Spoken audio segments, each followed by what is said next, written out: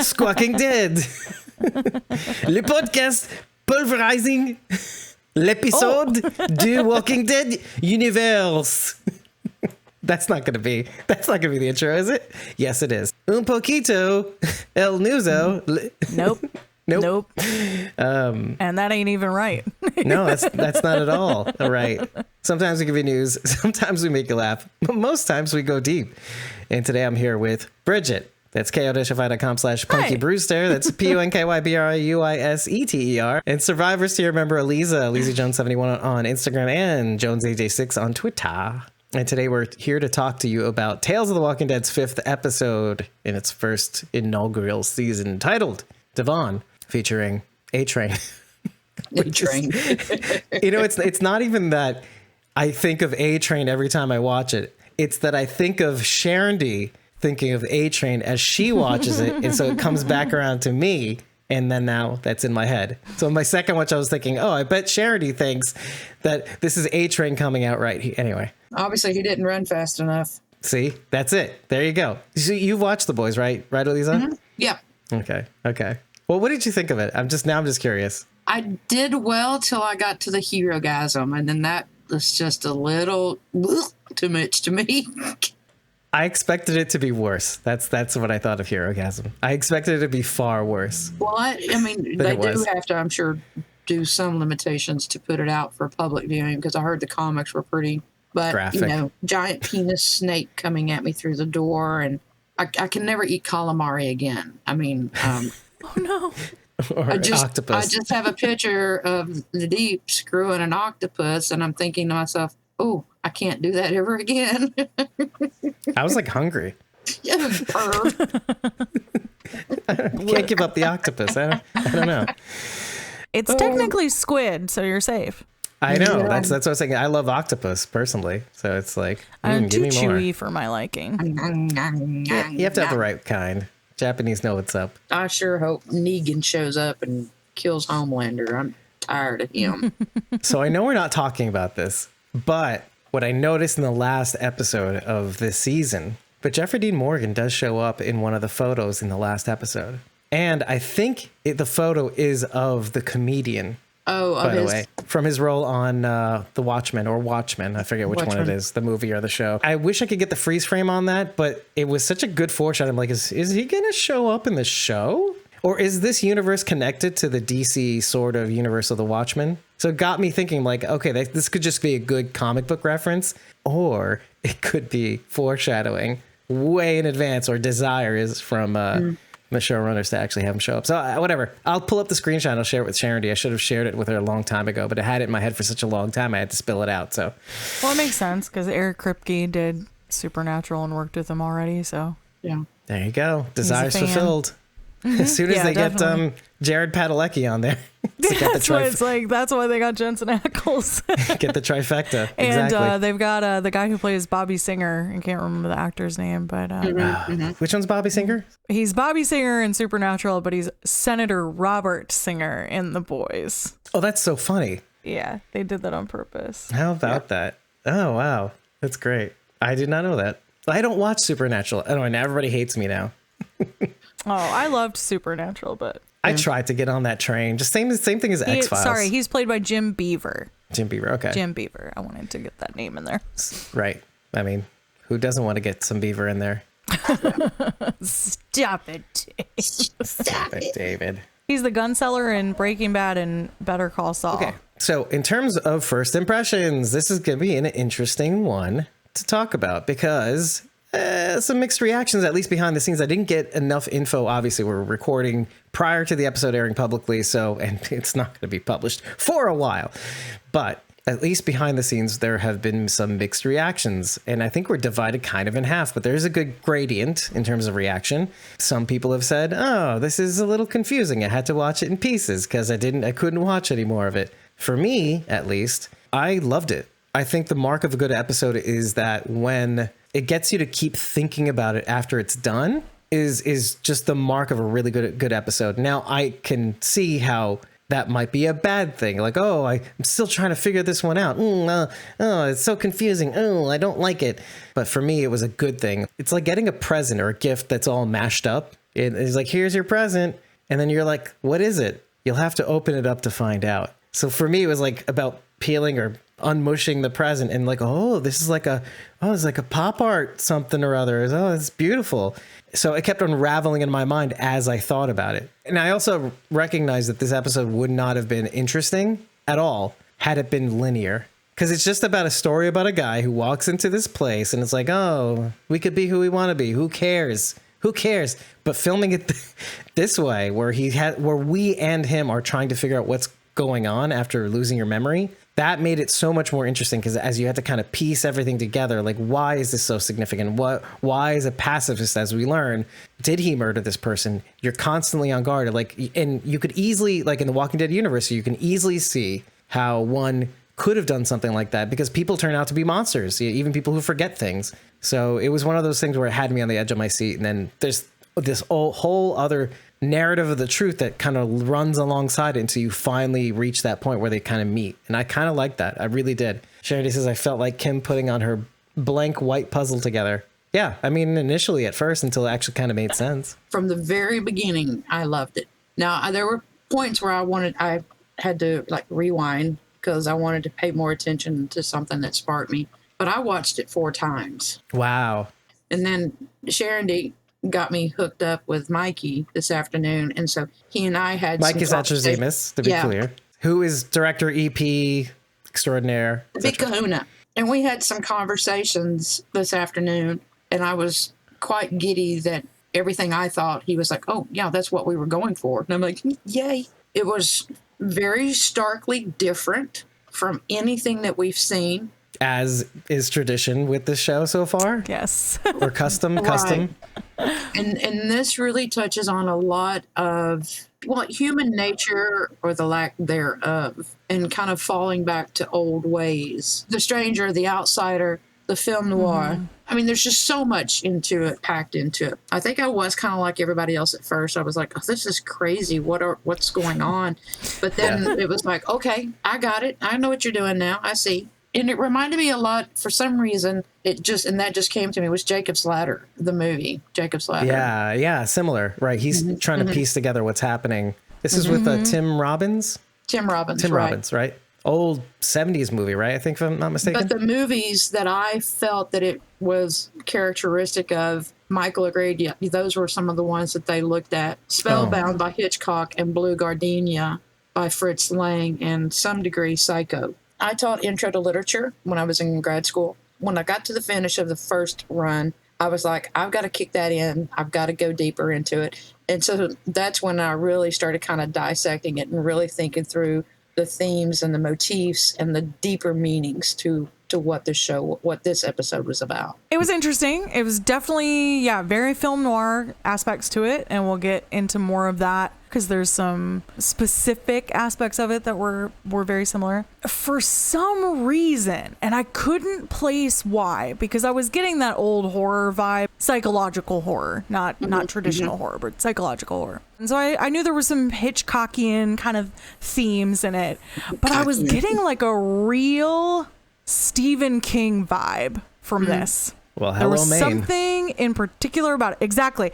And then I looked into the Acadians, and they're from Maine, and that's where Stephen King sets most of his novels. And so there was something about it that just kind of gave me that vibe.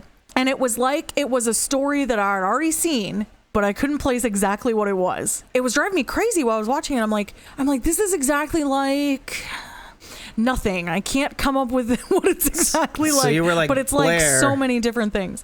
And you had deja vu, basically. So. I guess so. Memento came to mind. Yeah. As like Sharon said in the chat. Like Sharon said, there were elements that were very similar to Hitchcock, very similar to Stephen King. And there were just some pieces that I was like, this really reminds me of, like, oh, I don't know, the Salem witch trials, or Joan of Arc. Right. And because of the French. So, yes. And also the potential of, he's not being burned at the stake, but it's almost like Right, that the like kind we're of all mob turning against mentality. you kind of thing. Yeah. So there was a lot to it that reminded me of a lot in history too. And so I think maybe that's why I couldn't quite piece together like exactly what it was that it reminded me of, but it reminded me of many different things.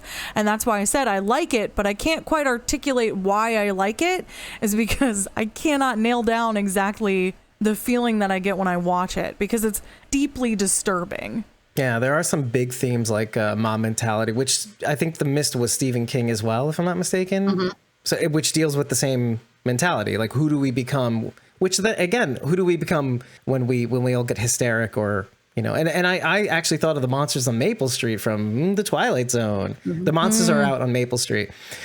Which deals with a neighborhood dealing with who is the alien, and there are like all these signs, who among us are the aliens, and there were air raids and landing, etc. UFO spotted in space, and basically the aliens were testing out the community to see how long it would take for them to unravel as a community instead of come together, and they timed it and everything. So there are elements of that as well. The Mist. Same kind of mob mentality, which is like my biggest fear, by the way. I have nightmares about that, like being accused of something. So this really hit me when he was at the tombstone and everybody's like murderer, and they tied him up and he was like, I don't know what I did. I didn't do it, probably, because that's not who I am. And I literally have dreams about just that, and it's the worst. As a kid, accused of something that you didn't do. Hello, childhood. And I really wanted to know if they were going to stone him. Oh yeah, that was looming in the back of my mind. If they had gone through a stoning, it would have been just that much better instead of putting him in a car to be crushed. Which is almost like I'm not going to say anticlimactic, because all the thoughts in my head were worse than what they chose as punishment. I should have known better, because obviously this is the Walking Dead universe, and the punishments are always going to be stranger than we think it's going to be. Oh, you're going to be eaten by us, like Terminus, or you're going to be, I don't know, you're going to be put on a chain link fence like this, like the Saviors. So stuff like that, like, oh, that's well, I guess that's how you go, by the way. So then when I found out it was the car, I was like, okay, not bad, but I'm still scared. Mob mentality. I think for me, what hit in terms of, oh, this sounds like something, or this feels like something, and it's something that you said, I think, Elisa, was like the film noir aspect of it. Of course, it's the way it's filmed, like the darkness and moving around in the dark, the lantern, the flashback sequencing, and the using the old film effect, etc. In the exposed film effect, where kind of when his memories were going away, the film got exposed and the film tore, etc. Well, and the sound distorts. Yeah, the sound distorts through those two. For me, though, it was the music in the beginning, at least, and through most of it was the muted trumpet sound, which is very like Louisiana film noir horror sort of situation. And then when I actually looked up the Acadians, I found out that they were originally from France. They were brought to New France. And I couldn't look up exactly what caused them to have to leave France, but I do know that they got deported from New France, which is basically became under British rule, and they were exiled from those territories through to the Americas. One of them was obviously New Acadia, which was Maine and that whole region. But the other region was Louisiana, and which is so the Louisiana Acadians became Creoles. They found the Creoles, the Bayonne, the variations thereof. So they had that New Orleans trumpet music, etc., culture, food. Even their French sounds different, but they're of the same ilk. They're both technically Acadians. Well, let's just say yes for now. The first time I heard the French, I thought, oh, good, we're in France and we're going to see variants. And then I was like, oh, we're in Maine. We're just in Maine. We didn't even make it to Montreal. Yeah. Sharon D says, I appreciate that they tried something different and that they shot it beautifully. I agree. The cinematography, great. But the horror / noir thing, it just isn't my cup of tea. You mean you don't like black noir? We talked about The Boys earlier. Anyway. And this is just another one of those things that they get to try out is how would that fare? And Sharon D saying it reminded her of Memento. And yeah, I get that too, because you get that bits Mildred of flashes. Pierce, and there was like a whole run in the mid 40s to the early mid 50s of the film noir. It was a glut of it. Sharondy's giving me Rachel's take. Rachel said that it's harder to do this kind of episode in an anthology style series because we don't know the characters and it's hard to build up any sympathy for them in the flashes. But I think that's a good point. I think that it's because they filmed it in this way, it allows us to actually build sympathy for these characters as we go, because otherwise we might go, oh, here's a story. It ended. The end. And the fact that he has memory loss, we wouldn't care about. Like, oh, they're just using it as a plot point, and now he doesn't remember the relationship that he had with Nora. Who cares? Oh, in the middle, what? It puts the viewer on the same plane as the main character because he's waking up and he doesn't know what happened. He doesn't know what's happened, and neither do you. So suddenly you're sharing that experience with him, which creates like kind of a, it's like a small, bond. Immediate connection that you have. Yeah, it changes our point of view completely. Yeah, and it immediately allows us to bond, at least with the protagonist. And even along the way, which this is what I like the most, because I'm still unraveling this episode as we speak. Even the bonds that you start having throughout the flashbacks with certain characters, even the ones who are kind of off, they change. And so you're like, oh, I'm supposed to not like you now. And like all the way down the line, like Arnaud, Nora, even Nora at the end. That was the one that hurt me the most, in that by the time you get to it, Davon is there too. And so you're like with him all the way, and you're like, oh, now I'm supposed to not like you because he doesn't like you. And I am with him. It's like, you told me we can decide who we want to be. And even you decide to be what everybody else is being right now. Choosing mercy, quote unquote, which is Amanda's word. Sometimes murder is mercy. I think it was a really solid choice to cast Jesse T. Usher in this role as Davon. I don't know that another actor could have been immediately as likable. There's just a quality about him that really kind of draws you in. And the fact that he was so vulnerable in all of that, and you're like, I don't know what's happening. And he's like, he's begging for them to stop. And I don't know, like, did he kill them? But I feel bad in this moment. So maybe he didn't. But you want to like him, and you want to go on that ride with him and say like, no, he didn't do it. He's saying he didn't do it. So he didn't do it. But you are left the whole time going like, well, maybe he did. I don't know. Right. Because this is the Walking Dead universe. Because that's the twist we have in our minds all the time when it comes to the Walking Dead universe. Oh, maybe he did. But there's an explanation for it. Maybe. So I liked that it was him. I don't know if you'd shoved someone else in, because he's not like incredibly well known as an actor. He's making his way now. I don't know that it would have gone as well with someone else. I just found him very likable in this role. It was easy to kind of get swept up in it because of his quality of acting. I almost thought that it worked against him that he was in The Boys as A-Train. And no, in a good way, because it allowed that possibility of him actually murdering the kids / for like at that time being when we found out that there were kids. I'm like, okay, kids were murdered now. He's an outsider. He's A-Train. He murdered the kids. So like that little bit more possibility that he killed the kids because of his super speed. I think because he looked so different just from the very beginning, it didn't connect with me that this is A-Train. It was like a separate entity completely. He was selling a very different character. I mean, yes. I agree. And he did it well. Yes. But here's the problem. Sharondy invades my ever-waking thought, so there you go. I blame this all on Sharondy, and I hope you're flattered. Let me just read what she says here. She says, obviously, Arnaud and Arnaud from Fear the Walking Dead, Arnaud from this episode, which is Amanda's son. And we don't get his father's name, who died over the wall, let's say. It's another imaginary hat moment. Right. But Arnaud. To Arnaud. Not Arnaud. Is translated as eagle. And is the Arn is eagle. And the AUD is power or leader. So powerful eagle. Or an eagle, which is a predator. Right. I was going to say Arnaud is really just short. Then. Yeah. It's short for Arnold. So it's French for Arnold. There you go. Anyway. Oh, okay. So I see what you're saying. As a predator. Okay. That works on both cases. Yeah. Yeah. So flip the script. I mean, we often refer to eagles as noble creatures for some reason, but they're kind of vicious. They're predators. Sharondy says, I just watched 5 Days at Memorial, which is about, this is on Apple TV, by the way, which is about the hospital in New Orleans after Katrina when they had to euthanize patients they couldn't evacuate. I was thinking about that every time they said murder is mercy. Ooh, you're getting me to want to watch that more and more, by the way. I almost found myself clicking on it.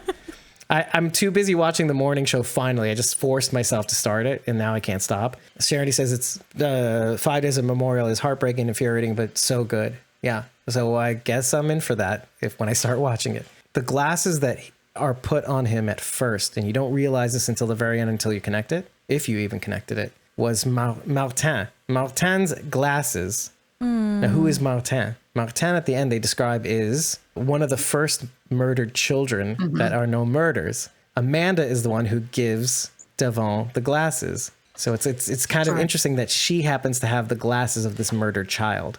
Yeah, souvenirs that she was covering up for with Arnaud, or covering Arnaud's murder. Exactly. Right. So it's these little Easter eggs into her involvement with Arnaud, and with it, he can see.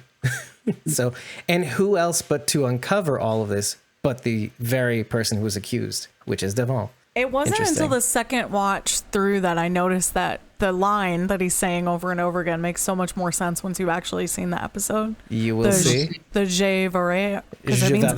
It means I will see. He says that over and over again, and it's like the first time through you're like, okay, it's just like it's just a thing that he says.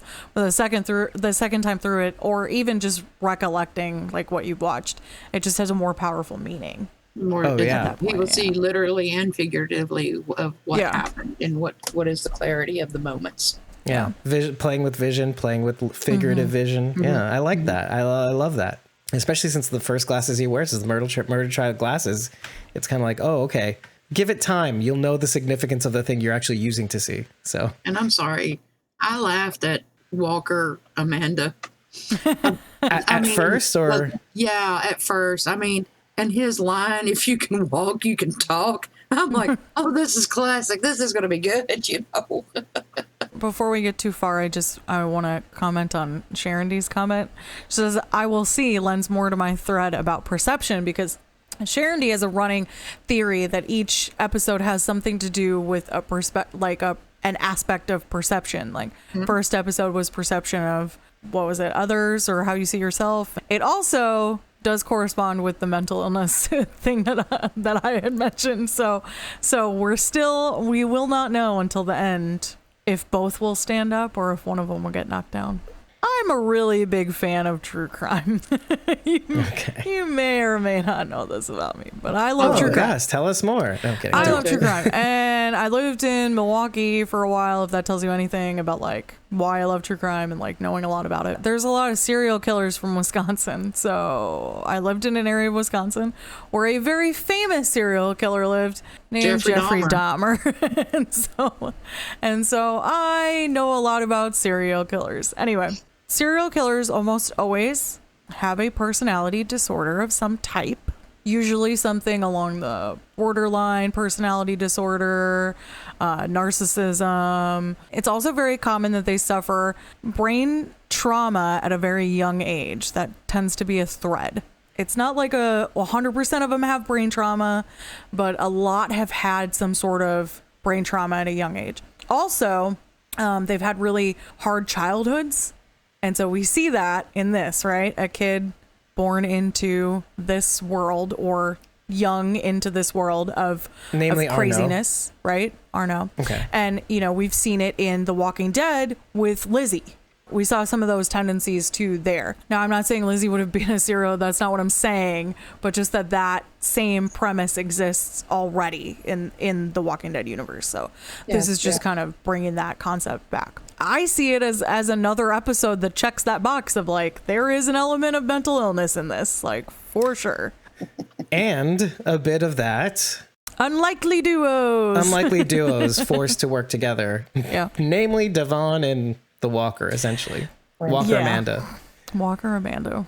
So wait, Elisa, you said chavire, to lose one's mind. Is that French? Well, I was doing just some background studying on the Acadians, and it kind of went through some of their languages that they use, their beliefs and things like that. And that one line popped up, and it was just kind of like an independent paragraph with one sentence. And I just had to write it down because I thought, oh, this is just so apropos for the episode we watched. And On the both, note of mental illness. Devon feeling like he's losing his mind, and Arnaud obviously having gone a little mad. The whole mob mentality where they've kind of lost their minds on the reasoning and rationale level. It was like one line that I found, and I was like, oh, this is just so apropos because I found it when looking up the information about the Acadians. That was literally the one line, was the word and the definition, and it stood alone by itself, independent of everything else. And I mean, there was no follow-up. It was just, they were talking about the different words and languages,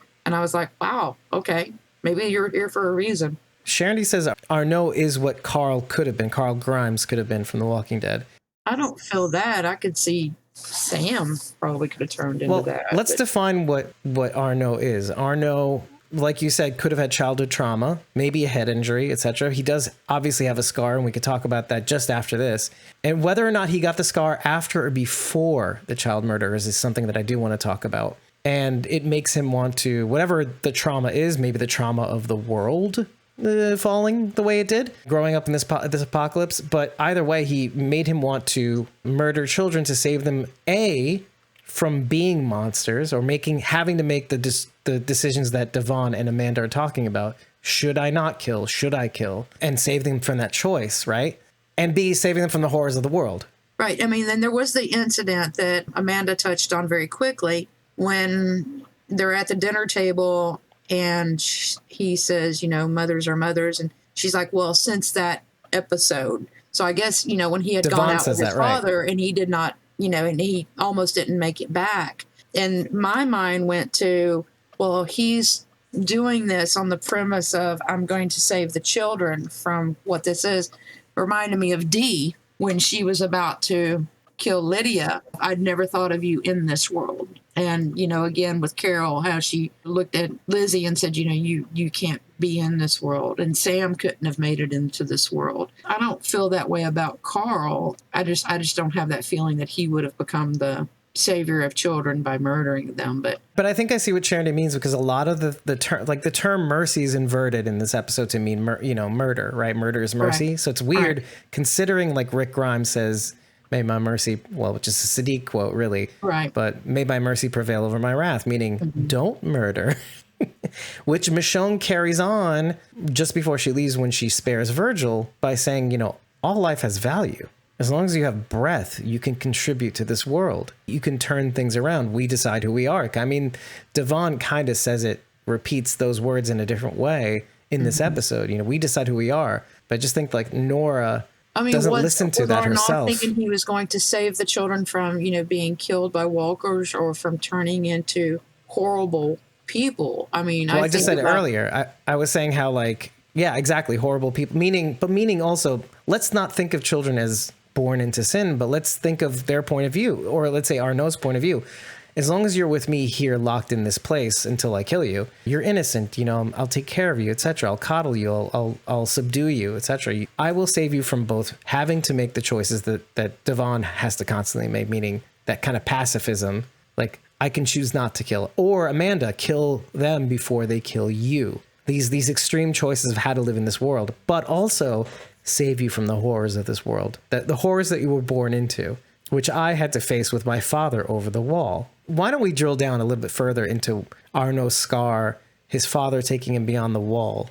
Because I do want to talk about that too. Oh, and Sharondy says, in addendum to the Carl comment, without a village to raise him, Carl could have been a twisted psycho.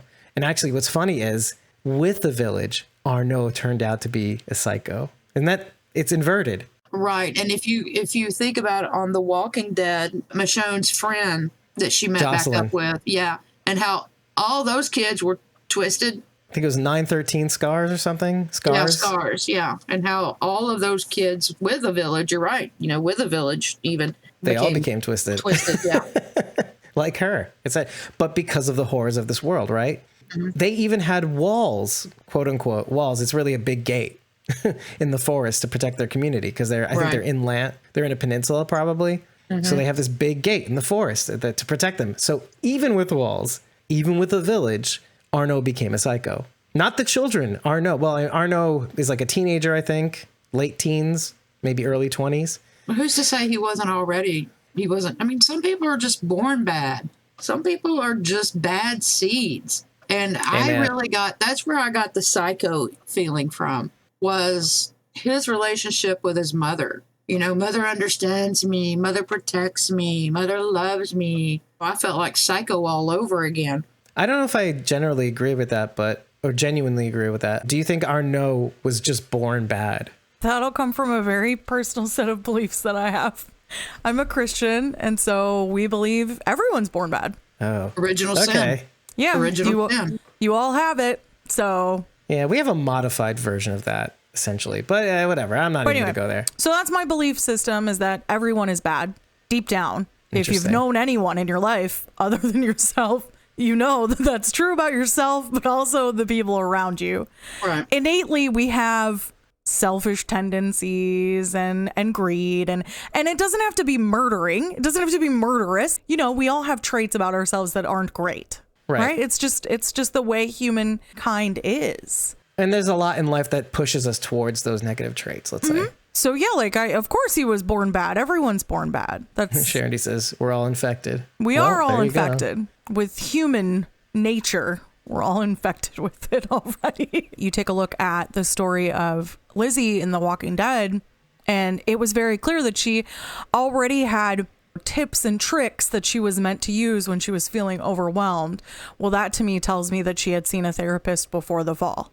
It could have exhibited itself at a very young age, but I don't know. We don't know yet. There's not enough science there. There's not enough there for us to truly know what causes or leads to people becoming killers. Or psychopaths like Lizzie was. Enabling. Mother. The mother, you know, she knows me, she cares for me, she protects me, mother loves me. But she was the enabler, and you know, she kept it hidden, and she kept the souvenirs where they were and the drawings on the walls of the children and stuff. So there was something truly exceptionally gross about when Davon is sitting in front of the group, and you know, he's been bandaged up. He's got the bleeding Band-Aid on his forehead, and he's talking to the people, and Arno comes up and is like pouring over his mother.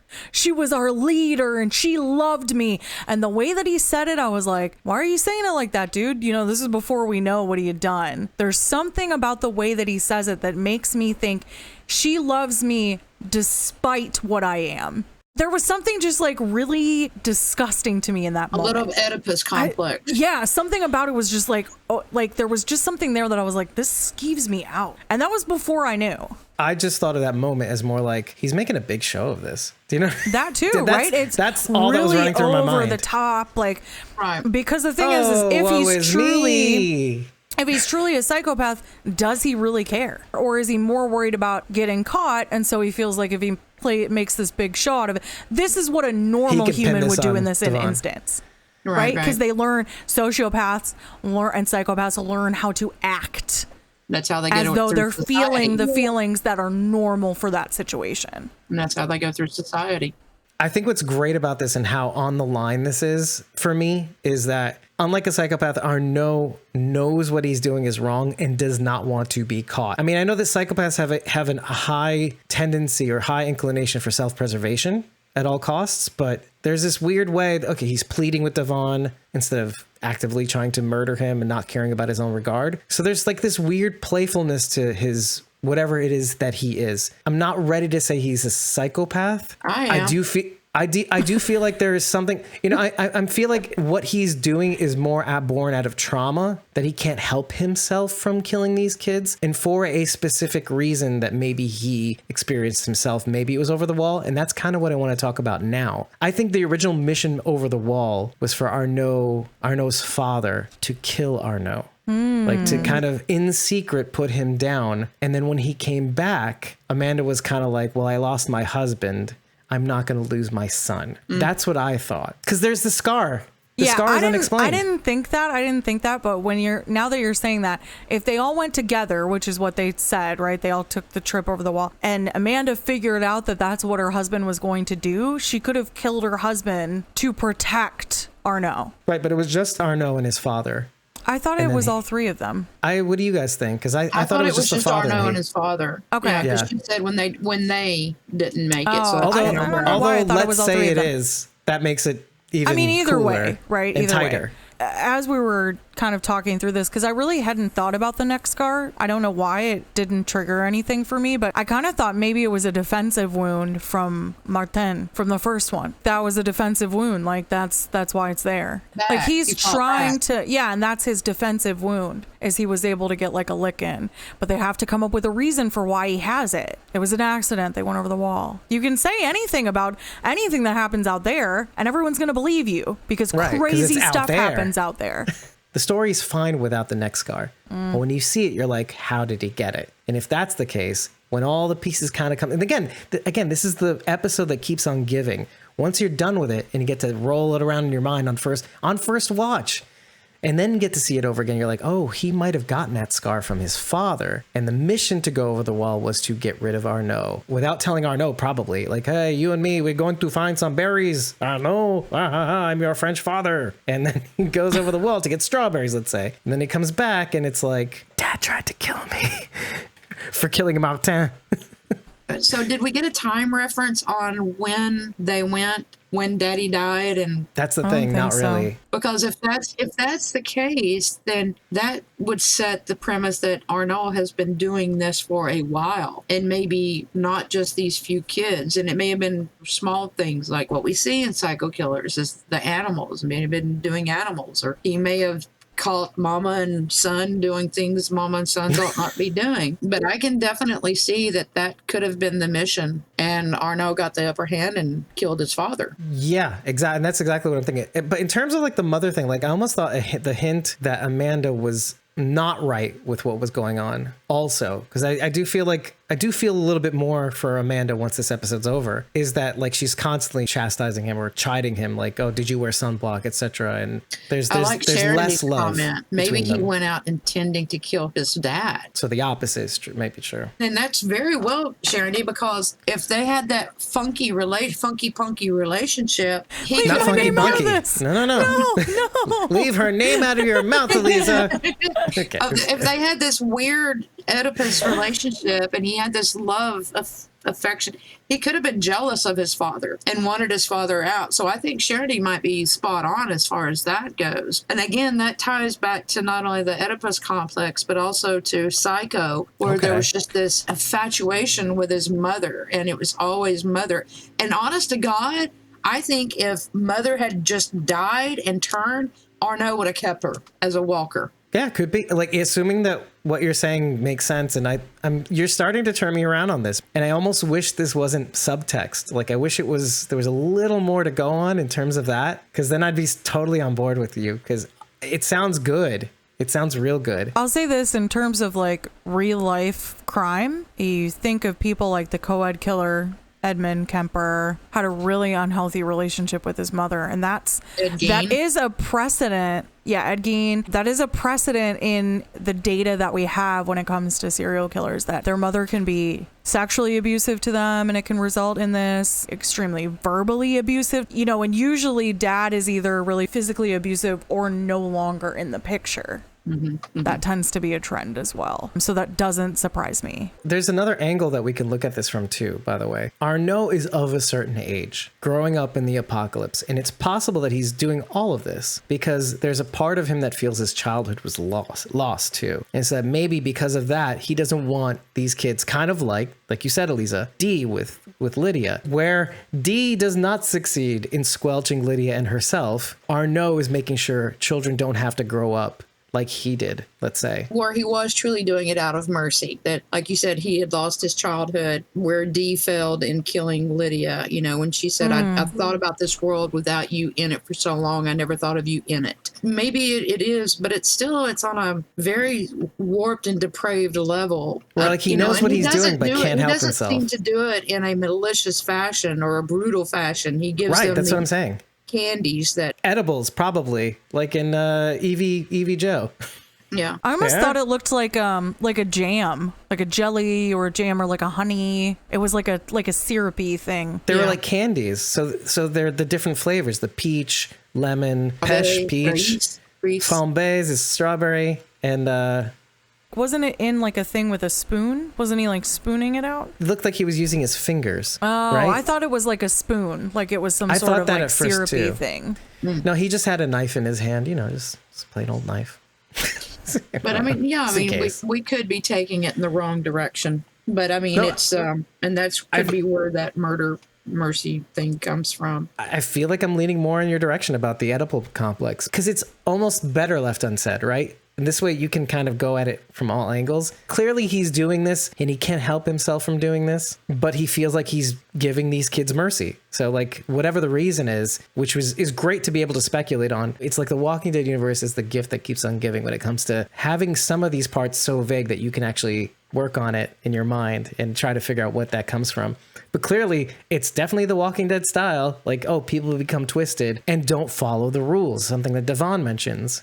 Like, their laws exist for a reason, aside from the comment that says, except for the ones who make them. It's very clear that there's a reason why there are rules. Well, that applies to this story too, even that side comment, Dave, because who makes the rules in this community but Amanda? And the doesn't rules do follow not them. apply to her own family. And she even Right. says, on that we can agree, because she's Oh, self-aware enough to know. Yeah, and I think it's telling that when they finally make the realization and everybody's kind of come around that, okay, it is Arnaud, but you hear Devon's speech of, you guys, you don't have to be this way. And then Nora says, we can show mercy.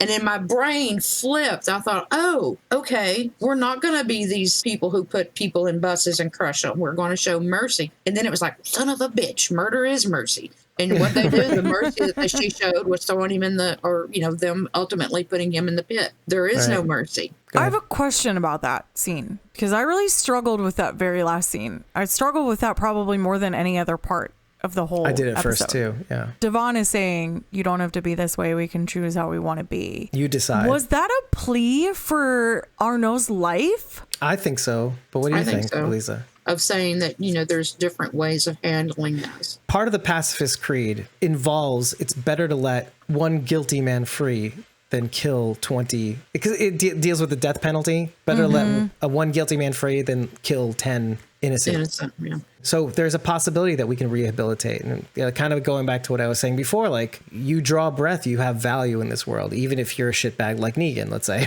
or something to that effect. Even Okay. if you suck like Virgil. Okay. So that you decide who you want to be. I see. It was just he was so incredibly unlikable. I was fine with his death because I struggle with this one particular thing, right? This like child killer.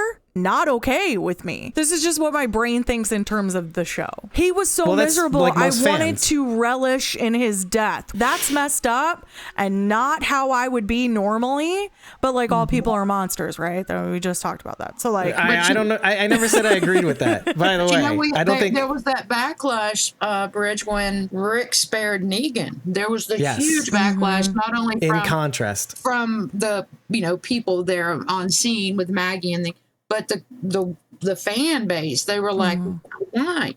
And I can see Arnold thinking, your life will be more miserable if you're spared and kept in prison. Or Devon says, yeah. Right. That's kind of what Devon's thought Okay. process is. You have to live with this. I didn't know if that's what it was or if it was like a plea to let him live and go. I guess that's what I kind of thought was like, is he pleading to let him go? Like, this is ridiculous. Again, and that's where it really like took a turn for me. I couldn't figure out what. So that makes sense if this is in terms of like letting him live versus like forcing death upon him. Well, let's revisit banishment. Amanda's rules, right? Amanda's rules, or at least her philosophy was murder is mercy. And so as you go through the episode, you realize, okay, better to kill them first before they kill you, which is something Rachel says often. Kill them before they kill you. Who cares about cyclical violence? But he is directly addressing that comment at the end. There is another way. You can be something other than Amanda's rules, which she herself didn't keep, essentially, you know? Yeah. But it's also a bigger commentary on the Walking Dead universe with the gates, with the community. The world ending still affected them. People, or at least Amanda realized, and Arnaud maybe too, and he probably couldn't help himself. There is nothing really governing this world. Let's take religion out of this. But there's nothing really governing. There's no God watching. He wouldn't let this happen. There's no God watching us anymore. Let's say anymore, right? The end of days happened, right? I can do whatever I want. nobody's going to stop me. And then you'd think the mom would stop him, the one who makes the rules, and even she doesn't stop him. There's nothing stopping me. So he's addressing that comment. Rules are only upheld by individuals who follow them, and it serves most. But it starts with one not following them. And you see this everywhere, right? One person drops trash, you're like, I'll drop trash too. Let's litter. Let's get a little naughty. And I also like his Do you know what I mean, though? Yeah, and I also like Davon's comment when he's in the bed and they're having that conversation, and it's like the guy shot, I didn't, I got shot in the leg. And he makes the comment of, if you save your life, make sure your life is worth saving. That kind of flash forward to maybe Arnott was not savable. But even he says he's savable. I mean, not savable, that's kind of like the wrong term, let's say. But in essence, like, he deserves to live long enough to know what he did and that everybody hates him.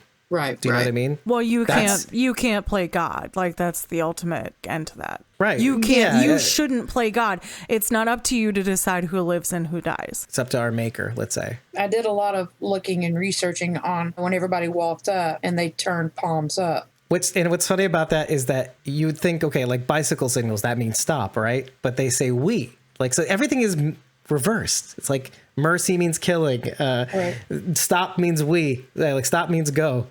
It's just strange. So, the palms were always a judging gesture. When you look at images of Christ, some of the older medieval images, he has the one hand up and the one kind of down, like blessings to the Christians and damnation to the others. And so when I was watching that, because I saw their palms up like this, I was waiting for them to turn them, but I never saw them turn, because then that would have been very, very obvious a damnation gesture. There's even more to that. So there's two things that happened in that scene that are very interesting. One is in olden times, you never really show your actual hands because it was a sign of disrespect. It's the same thing as the inside of one's hat. Usually they have lice and it's not pretty, but they're like certain insults, right? One of the biggest insults, right, is showing the hand, which is dirty. It's generally not nice to look at in olden times.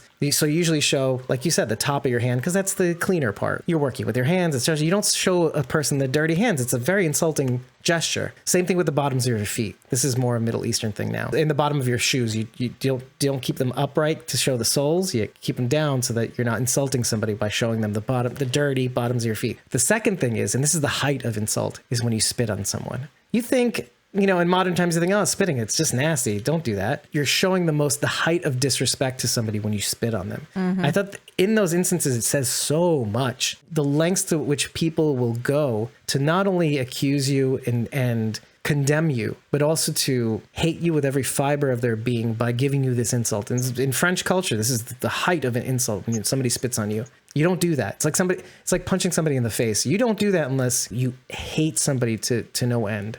Like a closed fist punch. When I was thinking about the palms and their showing of the palms and all of them kind of doing that low, but it made me think of Pilate. Bridge. Pontius? Yes, Bridge. Remember when he washed his hands, he showed them to the crowd, basically showing we are clean. I am clean of my judgment against this man. I also got that feeling that they were saying we are clean of our judgment against you. We have no blood, no innocent blood on our hands against you. And that you are guilty. Interesting. This is just to give people who don't know what you mean. So Pontius Pilate is who basically betrayed Christ, essentially condemning Christ to the cross. No, the people did. With this. Yeah. The people did not want to. He did not want to, at his wife's behest, did not want to pass judgment to have Christ crucified. Okay. And he basically said, I'm washing my hands. I will let the people choose. He gave the people two choices. It was you could condemn Jesus Christ or you can condemn this man who is definitely guilty and has done a ton of horrible stuff. Barabbas. Here's your choice. Who would you like to condemn? This horrible guy that I'm telling you did everything that you think that he did and he's horrible and he's a murderer? Or are you going to condemn this guy over here? And the people are like, and the people are like, kill him, kill Jesus. Like, and he's like, I will have no part of this. I'm wiping my hands. I'm doing what you asked, but this isn't on me. And they would have done the exact same thing to Davon had Garen not spoken up. they still would have done that. And so I see a lot of parallels there too, Bridget. Yeah. Yeah. And Pontius Pilate, I mean, he's not 100% not guilty Kosher? in this situation. Right. That's where I was getting that He was a coward. other comment from. He was a coward. He was a very passive when he shouldn't have been. And, you know, He still was passive. He chose like this weird democracy. Yeah. Because I often wonder about what happened to him after that, because that's the end of his story for us. Once Jesus is dead, he's not really in the story. Maybe there's a mention of him after that, but it's like that's really the end of what we know. Right. And so I've always wondered, like, what happened to him after What that? happened to that So guy? just like curious. His wife slapped him afterwards. I looked up the woman's name on the tombstone, and she was actually a trauma psychologist, Christine Scher, Scher. And she was a psychologist, and one of her fields was in trauma.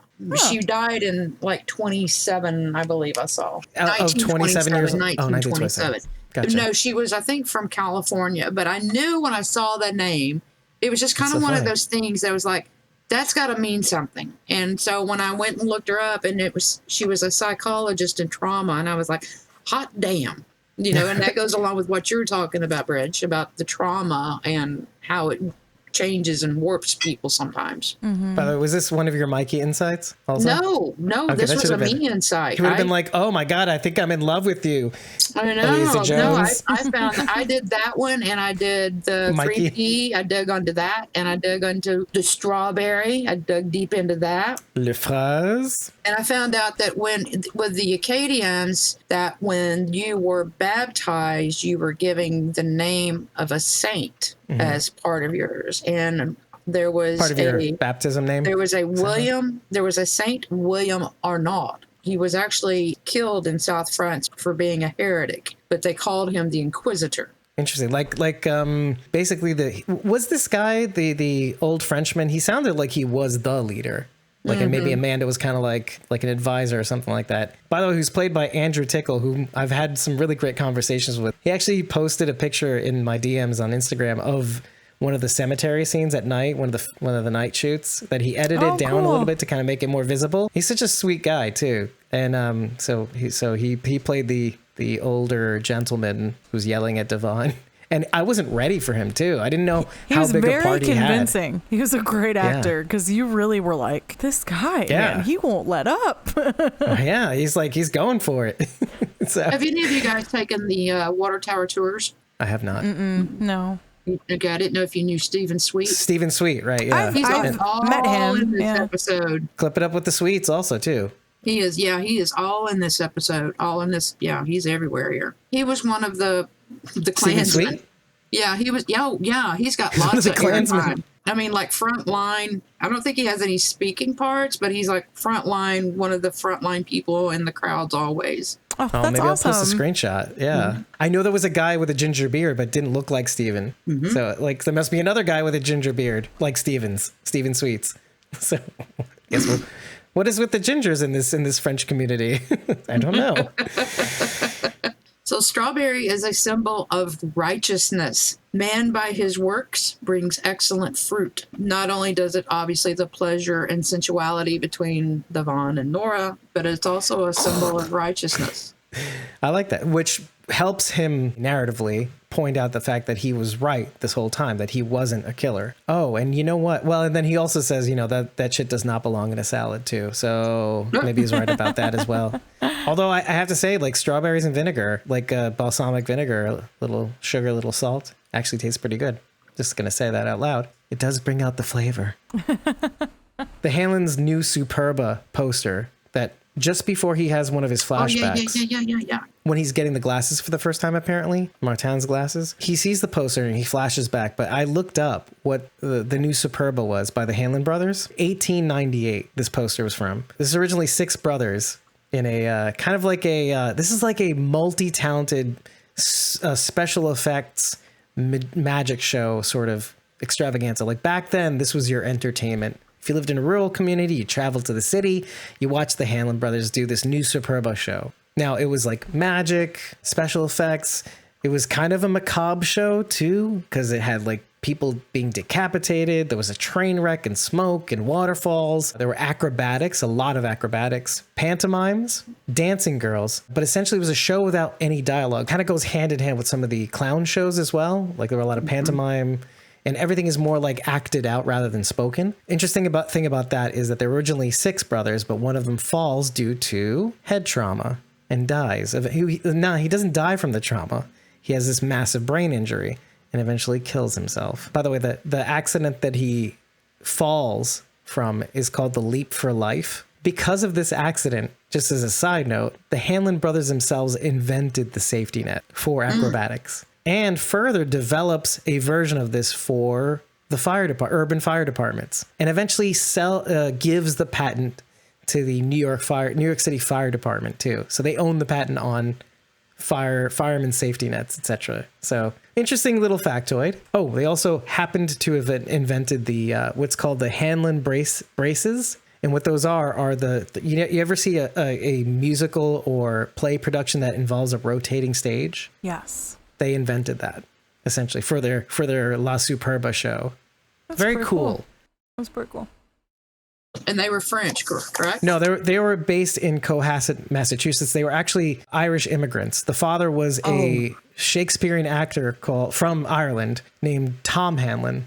Okay. And so they emigrated to the United States, and eventually, by the way, the father passes. They are commissioned to like a protege, and the protege saw that these brothers were naturally gifted in terms of strength and flexibility, endurance, etc. They said, let's open this extravaganza, feats of strength and acrobatics and magic work and pantomime, and this is immense, all-encompassing narrative show, like with little skits, essentially and also again, like I said, macabre. So nothing without the Walking Dead little flavor in there. But yeah, they were actually referred to as the fathers of musical comedy until vaudeville supplanted them eventually. And also the deaths of the 2 main brothers named George and Edward. Because vaudeville was smaller stage, skits that were less elaborate. It could be just 2 people on the stage narrating something and didn't have to involve as many props. Still had the dancing girls, but... But yeah, smaller acts, you could take everywhere. It's not as elaborate. And actually, that's the reason why they started to taper off, too, because they would keep recreating all these set pieces from scratch every year for their tours.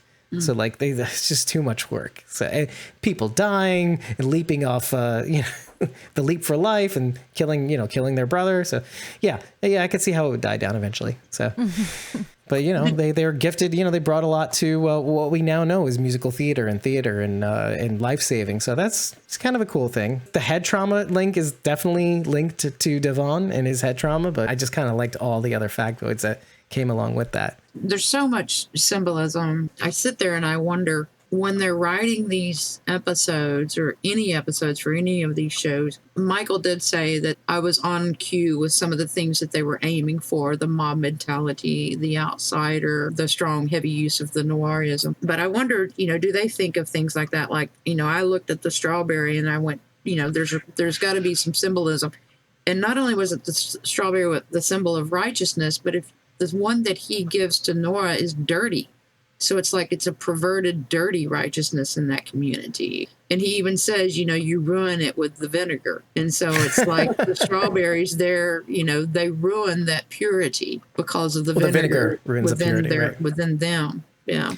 That's, that's very interesting. Maybe you're right. Maybe the bitterness and the tartness that comes with the vinegar ruins what's actually already great. All I thought of was the fact that strawberries, like in the wild, do not grow to be that big. No. That's all I could think of was that thing was freaking monstrous.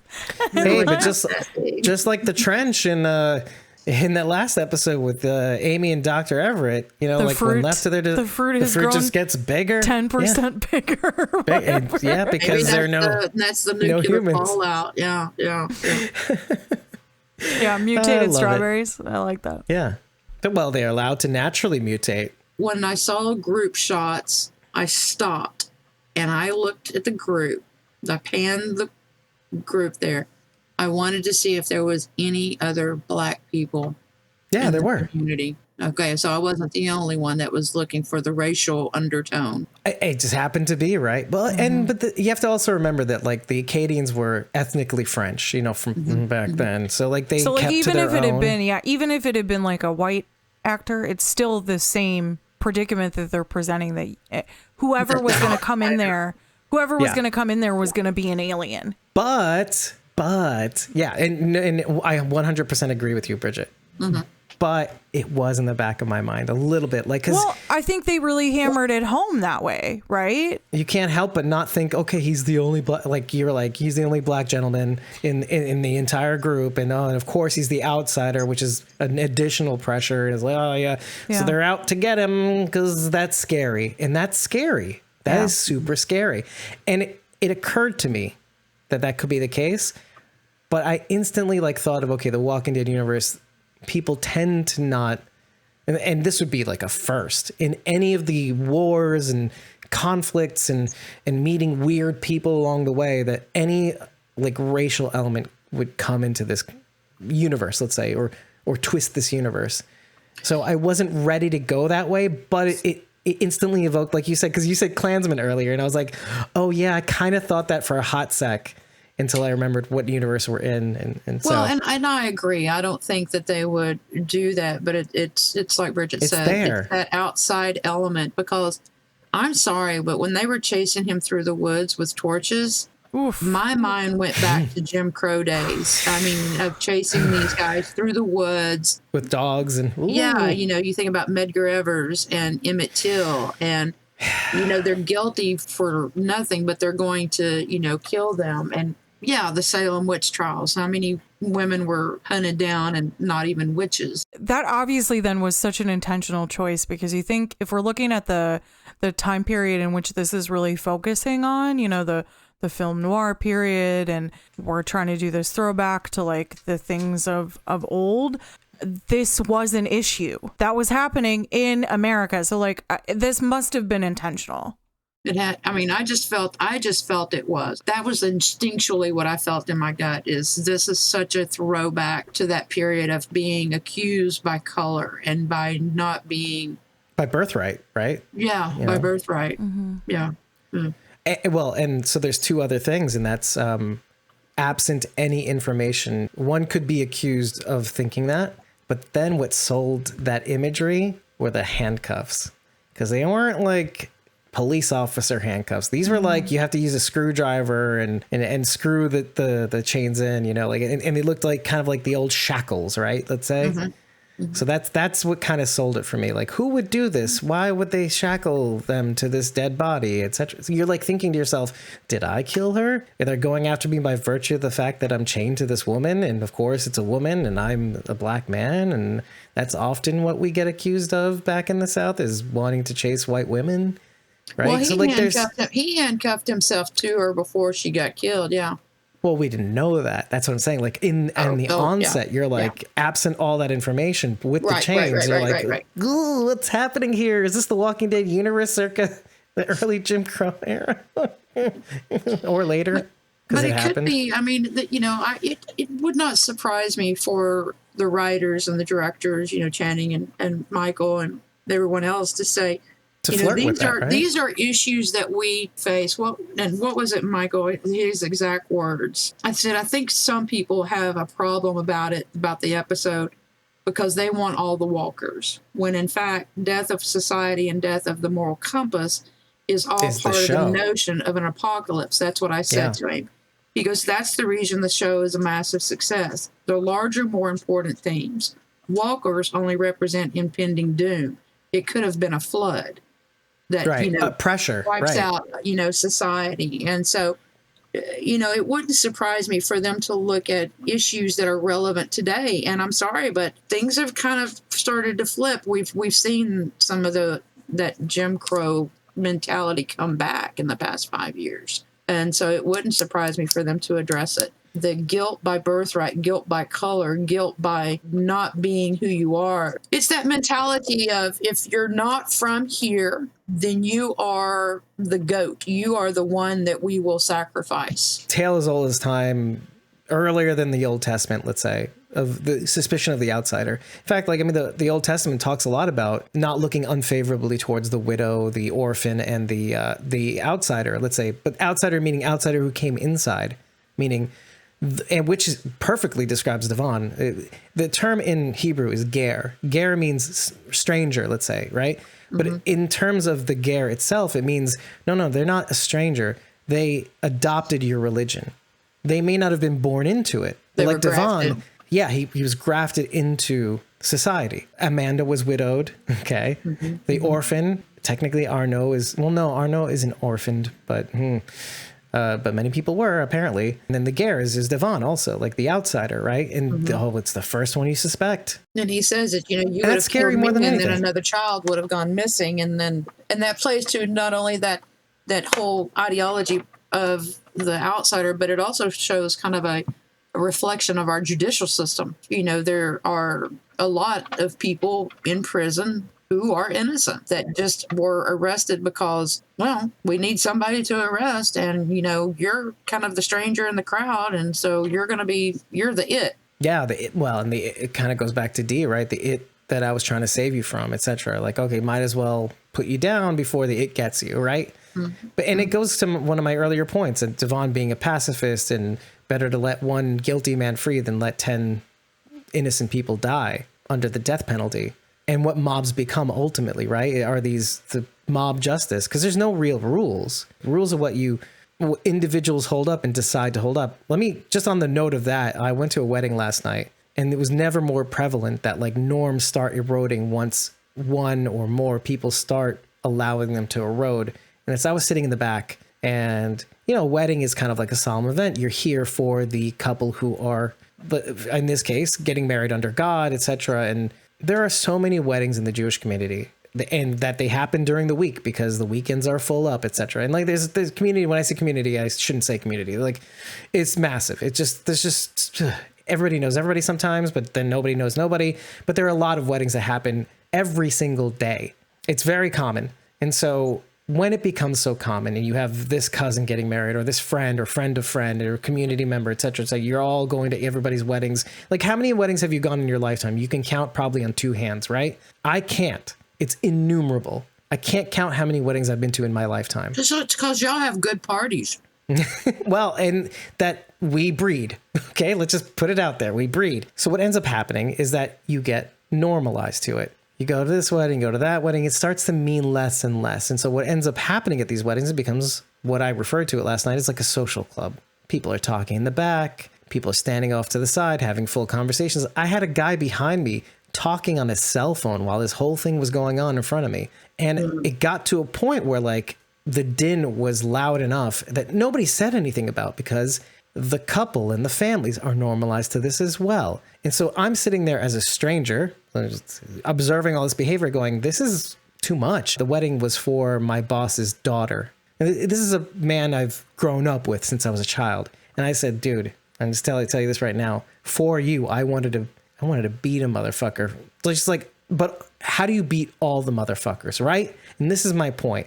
That's the thing. How do you beat all the motherfuckers who are doing this, right? You can't. You can't. The second you become a Karen to one, they're all like, what are you doing? We're used to all this. But do you know what I mean? You're the Karen in that scenario, because you're like trying to stick up for what's right by the couple. But like, if everybody's doing it, you've already decided how you want to be. Society erodes. This is like and imagine there's no like moral authority, a universe with no moral authority. How quickly does that crumble? You have to decide. You as an individual have to decide who you want to be. Yeah, Charity says strike one down and two spring up in their place. Well, I mean, you'll get murdered. So I don't know. It just made me think of that and how quickly we can all fall prey to just letting it go, letting it all go, letting all the norms and just doing what we want. And don't judge too quickly. That's another factor too. Don't judge too quickly to that which, what is it they say? We are most afraid of that which we don't know. And so I think it's just a matter of, just because you may not know someone or something, to not pass judgment. My parents got very racist after 9/11. If you even looked Middle Eastern, they would not get on a plane. And still have family that will not get on a plane if there's someone who is wearing the traditional Middle Eastern headdress or wear. That's where you see even today our society, as with these folk, they didn't know him. It's easy to pass judgment. It's easy to pass on the judgment of another to someone that we don't know. And it just made me think about that so deeply of they didn't know him, but they were able to just automatically accuse him. And I see that with my folks. No, not every Middle Easterner flew a plane. And I was real quick to tell my mom, who's very Christian as well, Mom, what do you think Jesus looks like? He's not blonde hair, blue eyed. He's going to look more like these people you are refusing to get on the plane with. Yeah, he's kind of got a nose like mine and big beard. Yeah. I don't know if you've ever seen the like He's probably real short about me, my size. Yeah. Okay. But I mean, that's what I told her. I said, you're passing judgment because you don't know. And it's easy to put all of that stuff on to other people. And we all do it too. I mean, to varying degrees. We try to say that and this is human psychology 101. Like we try to be that good self that forgives the stranger but when we, when faced with like lizard brain mentality, like when it happens all at once, sometimes, most times we'll forget and we'll jump to our base instincts. We try not to. And because the opposite is worse. Like we all have biases and it's a part of how you grew up and the people you grew up around and the people you've been wronged by in the past and trauma and everything else, like all of that contributes to the biases that you hold. The thing is, like, if you're truly trying to be a good person and try to move above that, it is just to know that those exist and to just try to be as careful as possible as you can to like step around that and make decisions not based on that initial like knee-jerk reaction, right? Right, to quickly shift your perspective to assess the situation in a way that doesn't frighten you, let's say, or whatever, initially frighten you, right? And, were these kids not missing before he ever got there? That's the thing, they were, obviously, because of the glasses. These kids were going missing long before. Who were y'all blaming then? How many people have y'all killed off thinking, it's maybe that's why there were so many women and not so many men. Or y'all just like randomly saying, hey, we think you did it. Well, maybe it was any outsider, any outlier. Came into the club. That's, that would have been another interesting element that would have added a lot more flavors that they had been accusing the outsiders each and every time. Which, okay, the thing is slap me once, shame on you, slap me twice, shame on me. They wouldn't have even brought him in had they been doing that. Like, okay, we're not accepting any outsiders. You're gone. So I don't know that it could be the case that they would have even let him in the first time. So let me turn all of this narrative, all the things that we're saying on its head. The irony of this community shunning the outsider is the Acadians. What were they? They were shunned. Why? Because they wouldn't be loyal to the crown, the British crown, right? So they were the outsiders. They were kicked out. They were forced out based purely on their ethnicity. This is the excuse that we used in the States for the Japanese when we were facing off against them. Okay, we're going to put you in internment camps because anyone who used Japanese could turn against us. Same thing with the British crown. They did it first, so fuck you. They ousted all the ethnically French people and they became the Acadians in the States because they had nowhere else to go. Ironically, they shunned the outsider when they themselves were outsiders. They were ousted from their lands, let's say in New France. That's what I love about all of this. And I felt like that went into Davon's speech at the end. Like, you decide who you want to be after being who you were, let's say, back when. And Amanda trying to remind me, it's sometimes I forget we are in America, but then somebody comes to remind me. And then whatever, you know what I'm saying? Yeah. That's why I thought maybe there had been other outsiders because she said that. Every time I forget, someone comes along, and it's like, and they probably have Americans in their midst too. That's probably why, like, there are people in their community that integrated in because they had to have. It just doesn't make sense that they stage, although their clothing might suggest otherwise. But then, like, kind of going to Elise's statement earlier, they could have maybe gone back to some old ways and maybe some old traditions and old customs and kind of like a key to the future. They went back to sawmills and grain silos. You know what I mean? Like going back because those worked. Absent technology, let's say. That's what you're going to have to do to move forward. And if you go especially into the Mennonite and Quaker, more so the Quaker communities, they're very standoffish. The The Mennonites are The Amish? The gotten- Amish. The Amish, you mean. Amish, Yeah. Amish Quakers and are... Quaker, Amish and Quaker, but then there's a group of Mennonites as well. And the Mennonites use technology. Mennonites have vehicles, but the Amish and the Quakers, they don't. So, and they're very standoffish to Quakers now do. Oh, do they? Okay. Yeah. Quakers now are their churches are called like they're like gatherings instead of services, and it's like the Friends of or something like that. Yeah, Friends of something. Yeah. Yeah, so the Quakers are very open. The Shakers would have been similar to the Amish. Yes. Yeah. Yeah. Mm-hmm. Well, and the Quakers are a lot like Buddhists now, because you could be a Jewish Quaker and you could be a they are Muslim Quaker. They're very open. It's not They're like very Buddhism open too. now. Like, oh, I'm a Buddhist Jew. You know, like so. It's like a Unitarian Universalism. Yeah. Like the really It's a open, we mindset. accept everybody thing. Right. Yeah. Yeah, it's more like an add-on to your lifestyle. And that's the reason I really wanted to go and look at the history of the Acadians and see if they had any connection to that. But it was from what I could see, it was Catholicism. But there are a lot up in that area. There are a lot of Mennonite and Amish communities up north. In the strawberry flashback, the one where it was raining and clear, and he brings her the strawberries, there's a song that's playing called Le Complaint du Soleil. I think it's the sun's complaint, really.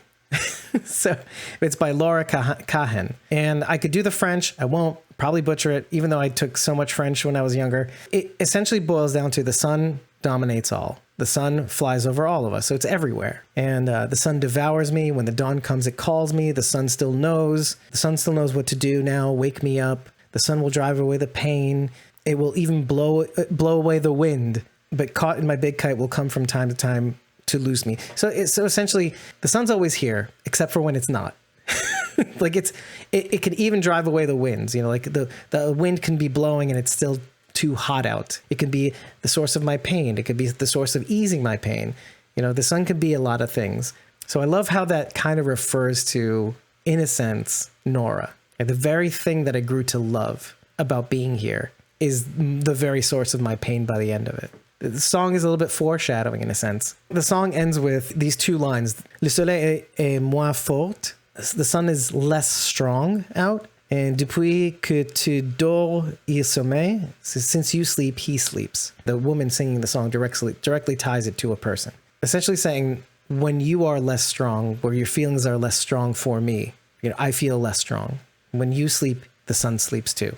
So like the source of my pain and my joy is sleeping. It's a good parody of the relationship of Amanda and Arnaud. Amanda and Arnaud. Okay. Yeah, and Can you Arnaud. explain that? Their relationship together. When you sleep, I sleep. The sun, With the each play other? on the No, word, I'm the kidding. play on the word sun. And Okay. Oh, the sun don't. Yeah, that's interesting. Like the English translation, sun is the sun.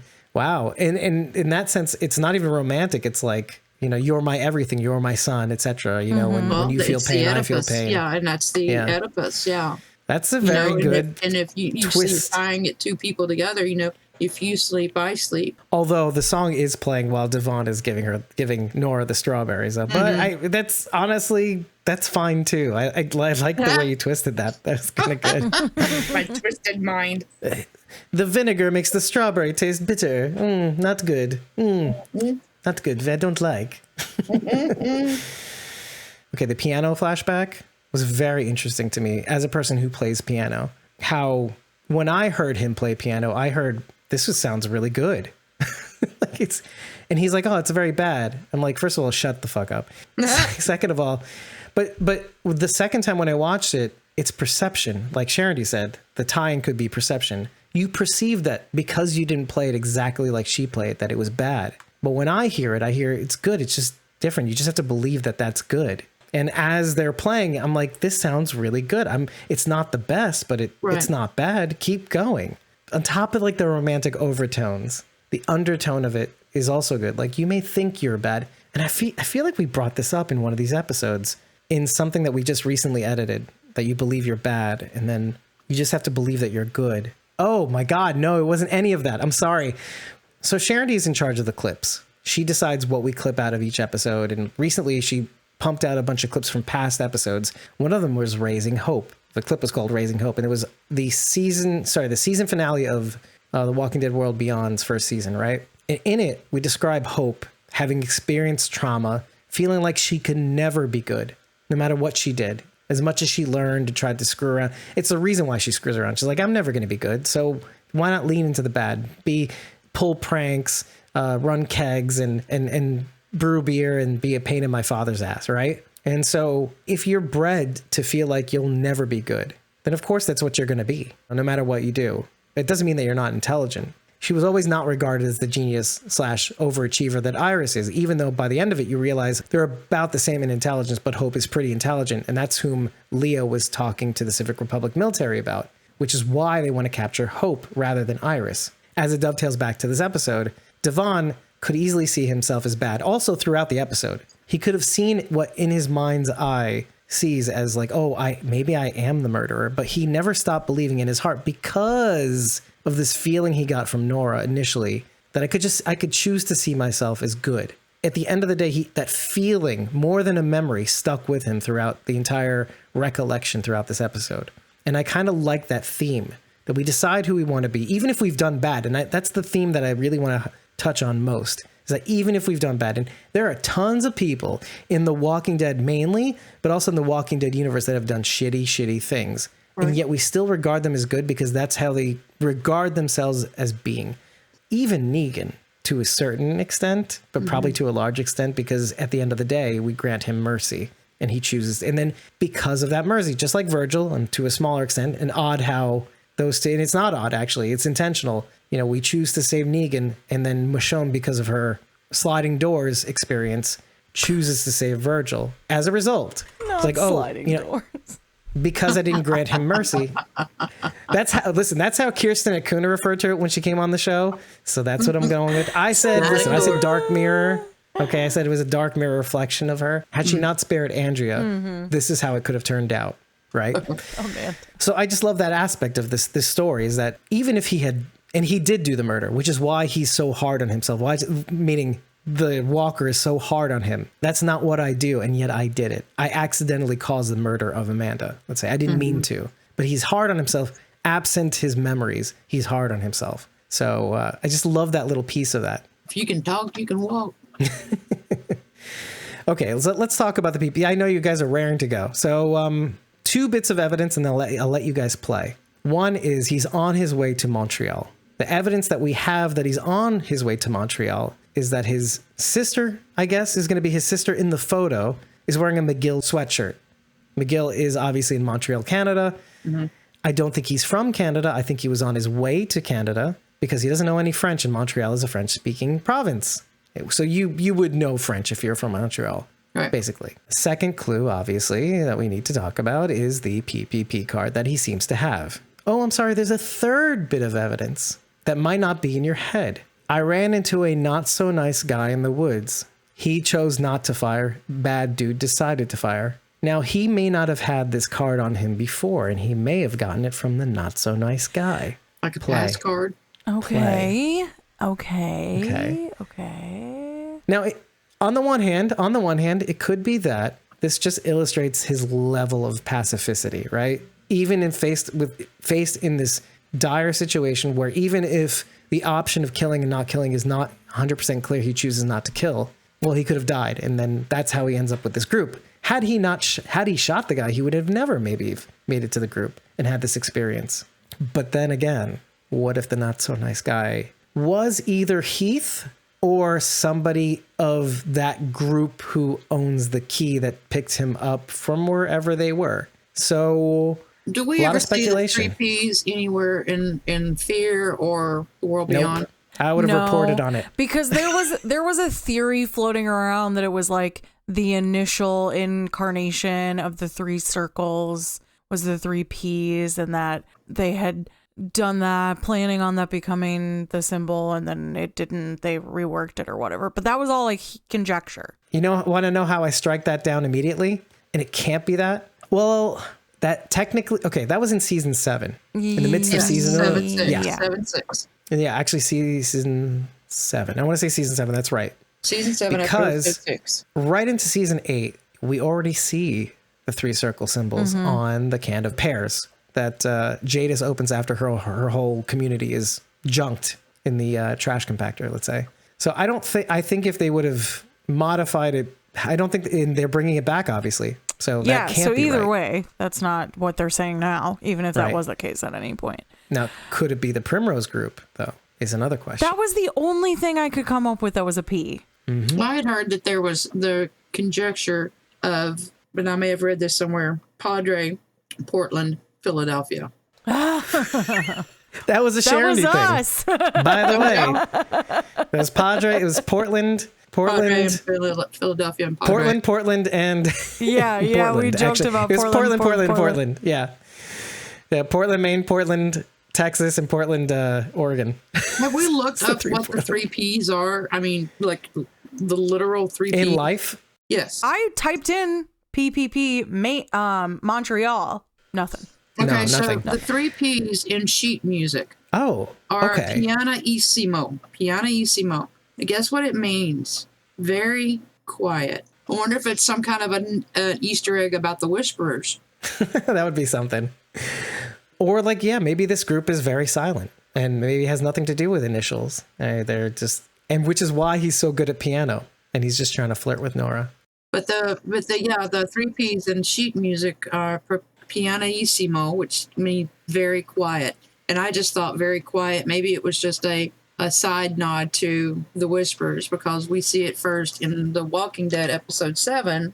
Right. And then we get Season our 7. introduction and to the Whisperers, because we don't really know who took Heath, or we assume it was the CRM, but Well, we assume someone took him, but there's also the theory that he left, because remember, he wasn't all in on all of this. At that point in the story, he is upset because they've been looking forever and they can't find anything. Remember, because they're out looking for food. And so the idea is like he could have just left on his own. That's why it's like so vague. It's like intentionally vague because you're left to wonder, like, was he taken? Or did he just say, I'm out, screw this. out of here. Yeah. Right. So, and the PPP card is left with Tara, right? it's on the ground where the RV was parked. Yeah. Right. And and we're left with nothing. The interesting thing about connecting Heath with Davon is that Heath at one point was more of a pacifist. Like, don't kill them before they kill you. Davon seems to be the same way. Now, maybe this group is monitoring pacifists somehow. Pacifists, Exactly. Marsha. They watch a lot Sharon of D Brady says Bunch. it's Pears, Pete's, Paddlestar Galactica. I was not going to read that out because it's one of those classic Sharon D's. I love it. Dwight's fajitas. Galactica. Fact. I don't know. Dwight's fajitas. I mean, father. Black bears are best. So I was so excited when this popped up on the screen, Dave, because I don't care what you say. I am dying to know what happened to Heath, and it still bothers me. But yes, I will say this. Okay. I was one of the people who asked about Morgan always until he came back, because it bothered me so much that the thread was left untied. Right. It just drove me insane. And so this is one of those things where I'm like, this has to be resolved. It cannot handle this if this is not resolved. And that's not fair, because we're in an apocalypse show and like things aren't going to be resolved. For sure. A lot of stuff has happened that's not resolved. But that's one of those things that seemed so intentional that I felt like there had to be something there. And also it made me happy because it's another one of these nods to the original show and to Fear that we've been seeing in these episodes, which I've really loved. That, like, even though these are very different and they're not heavily rooted in the Walking Dead universe that we know, they still are, because we're getting these little things, right? And I just love that. These little nuggets that were left behind. Yeah. I don't know what it means, right? The only other thing that we know about Heath is that his name was written on the board at the Commonwealth. His name is was on it there. though? Yeah, his name is on there. His picture was not there. No, right? but it was just like a note that said like Heath. There was no picture attached to it. So was it in the actual episode or was it in the promos? It was in the promo, I think. Yeah, because Daryl's picture was on the board too. So. It may, you know what? No, it may have been in the episode, but I wasn't able to get a screen grab of it. I wasn't either, and I tried actually. There were some things on the board that I actually did capture, but nothing really went anywhere. It was someone looking for their Heath bar. And also, like, Dear Charity. Heath is just a name, too. Well, yeah, And it is so, just a I don't name. know. It is just a name. But it was one of those things where we were waiting so long, and so then to see his name didn't seem like a coincidence, right? It seemed exciting. I'm not really sure what it means. I don't have any theories on what it is or anything like that. I'm just along for the ride and extremely happy and excited. Like, I was just like, I'm all in on this, whatever this is. Aliza, let me ask you a question. How did you feel about seeing the key card? I feel like we have some interesting gradients on how we feel about it. Well, the first time it popped up, I was like, did I just see that?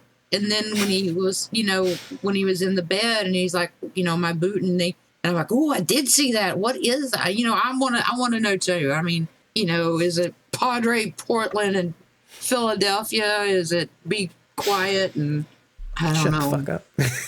I mean, I wonder if it could be No, but how do you Primrose. feel about it? How do you feel about it? feel? More than anything else. That's all I care about now. I want to know what it means. I just want to know what it means. I want to know, where does it tie in, or are the writers just fucking with us? So that's the thing that bothers me most, is that you see it and you're not going to know about it for a really long time. Again. So it's like, oh, here's a little, oh, we didn't forget about you. Maybe I'll take that as a grace, right? Oh, we didn't forget about this one factoid, even though Scott Gimple said, oh, it's important. Believe me, 5 years later, like literally 5 years later, guys, more than 5 years later. So we're back where we started. We don't know anything more about this than Davon somehow has a key card. Could be he had it on him the whole time. Could be he got it from the bad dude he met, right? That's what I'm going with. And he's on his way to Montreal to, what I'm assuming, see his sister who's away at college, and just making sure he can get to his family. And I think that's probably where he's going to end up going further. Like, he's like, maybe he stopped here and he just has to get to his sister. And then he ended up trying to form the family he chose. And what's interesting about that is the family he chose ends up rejecting him, which is unusual in the Walking Dead universe. Just like the last episode. There was one article that was written in 2017 about hypothesizing on what the 3P stand for. This is the comicbook.com. But it's from 2017 when we first saw the key card. And he says that the other theory is that Heath is leading Tara to his whereabouts. Because when working with computers, PPP is another name for point-to-point protocol. It identifies data link between two nodes and could signify the term for Heath and Tara. And so could he be leaving these as a clue, leading Tara to where he's at, randomly leaving them around, just like Morgan is notching arrows into trees. But, leaving a damn key card out in the middle of the woods, it's... Hope you know what this means, bitch. Like, I know, right? Did y'all discuss this before I started dropping these cards? We're forgetting the obvious, which is PPP upside down is 666. So go fuck yourself. So sign of the beast. The devil. I don't like it. I just want to know. I just want to know what it means. Yes, I know exactly what it means. It means Scott Gimple is Satan. And I'm not falling for it. So, I'm not going to get excited about it. It's been 4 years since we first saw it. It's been 4 years since we first saw it. It's been 5, technically, right? Because the year 5, that 5 years shall not be named. Saw it. Yeah, that's even worse. It's even worse. Satan. I'm telling you, it's Satan. And his minion is, well, let's not call Scott Gimple the devil. He's a demon. He's a demon. Maybe Kirkman is the devil. He's the devil? We'll see. The sweet devil. He's the devil. Convincing the world he doesn't exist, but he left his mark on a key card. It's the entryway to hell, which if we keep going with this madness, we'll all end up. Okay, that's how I feel about that. Because let me give you a little glimmer of hope, because that's who I am at my core. I am an optimist. I think it's further evidence that might mean that these stories continue in some form or fashion, that something must come out of this at this point. It might even come in a way that we didn't expect. And we're never going to expect it. We're not going to know what this is. They're going to make this up along the way, because now we're off the page with this whole series, right? This whole Tales of the Walking Dead series. This is outside the lore of the comic books. There's no semblance of that anywhere, to my knowledge. And so this whole PPP thing, that's completely off the page. Somebody would have found some sort of reference to that key card in the lore already. So I could be excited about this one specific thing, but I feel like I feel like they've had 5 years to develop what that thing is and somehow integrate it into this greater universe. But I guess let's see what happens. Until such time that we figure any of this out, the devil reigns. And if you like what you heard, head over to ratethispodcast.com/squawking dead. 5 stars and eggplant is all we need to know that you love us, or devil horns, or a demon. That's fine. But tell us what you liked. Tell us what you didn't like. Tell us the devil's real. Tell us what we missed more than anything else. But tell us after every episode. And if you like what we're doing as a podcast and want to make sure you get your insights into these episodes and or want to be involved on how this podcast shakes out, well, head over to ko-fi.com, create a free account, and follow us at ko-fi.com/squawkingdead, because to attend these recording sessions is absolutely free. We just don't post these things on social media. It's for the fans who want to get more involved with the podcast. And you don't have to buy a coffee for 30 days of supported back content unless you want the unedited episode recordings. And you don't have to join a membership tier for as little as $1 for that, plus Discord access, plus our love and devotion. Again, for as little as $1, you can have that extra little piece. But to attend these recordings, absolutely free. I've been your host, David Cameo, and I was joined by Bridget, ko-fi.com/punkybrewster. That's PUNKYBRUISETER, and Survivors tier member Eliza at ElizaJones71 on Instagram, and JonesAJ6 on Twitter.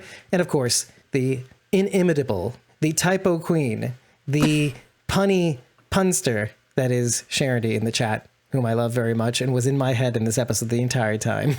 Okay, so which fucked me up a little bit with the A-Train. Okay, it's not him as A-Train, it's Charity thinking of him as A-Train as she watches that I thought of while I was watching. Oh, I bet Charity thought this joke.